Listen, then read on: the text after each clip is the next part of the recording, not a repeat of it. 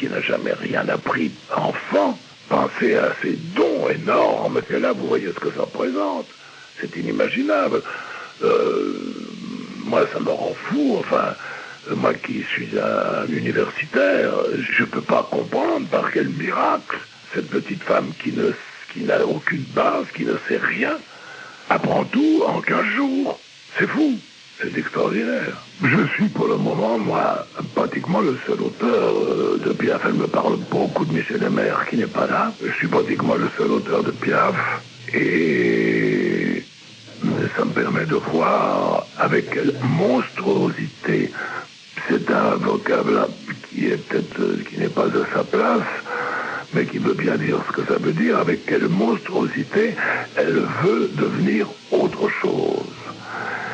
Et tout ce qu'elle fait dans le but de s'élever socialement, de s'élever dans la culture, tout ce qu'elle fait, ça nous laisse tous pantois.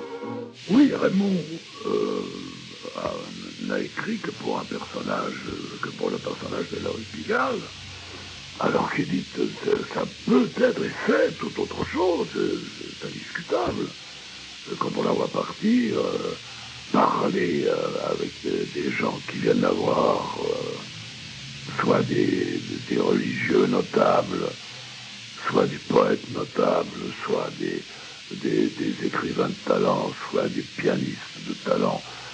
Quand on entend parler avec ces gens-là, on voit très bien que c'est une dame, elle est faite pour ça, elle est faite pour une grande vie.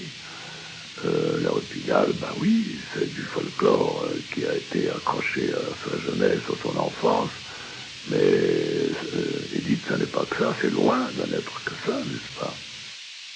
Marguerite est toujours amoureuse, ça, c'est bien connu. Bon, elle est toujours amoureuse, il faut s'en occuper. Bien, mais quand elle est un peu libérée, quand elle est en forme, quand elle ne veut pas parler de son nouveau béguin, eh bien, Marguerite sur le piano, c'est une tornade dans le genre d'Édith, c'est sensationnel. Je sais qu'il y a pas longtemps, je lui ai apporté un de mes derniers textes et elle m'a appelé pour me dire « J'ai trouvé vite, Henri, j'ai trouvé hier, viens vite !» Je suis arrivé, elle a commencé à jouer et j'ai pas pu m'empêcher de pleurer. J'avais les larmes plein les yeux, la gorge serrée, tellement elle jouait ça. D'abord, c'était beau ce qu'elle avait trouvé, c'était très joli. Et elle jouait ça avec un tel amour, les yeux fermés, la tête renversée en arrière. Elle jouait ça avec une passion, c'était extraordinaire. Je vous jure, il y a de quoi se blaguer. Parce que deux passionnés pareils sur la question boulot, c'est fou et c'est merveilleux, quoi. C'est merveilleux, il n'y a pas de...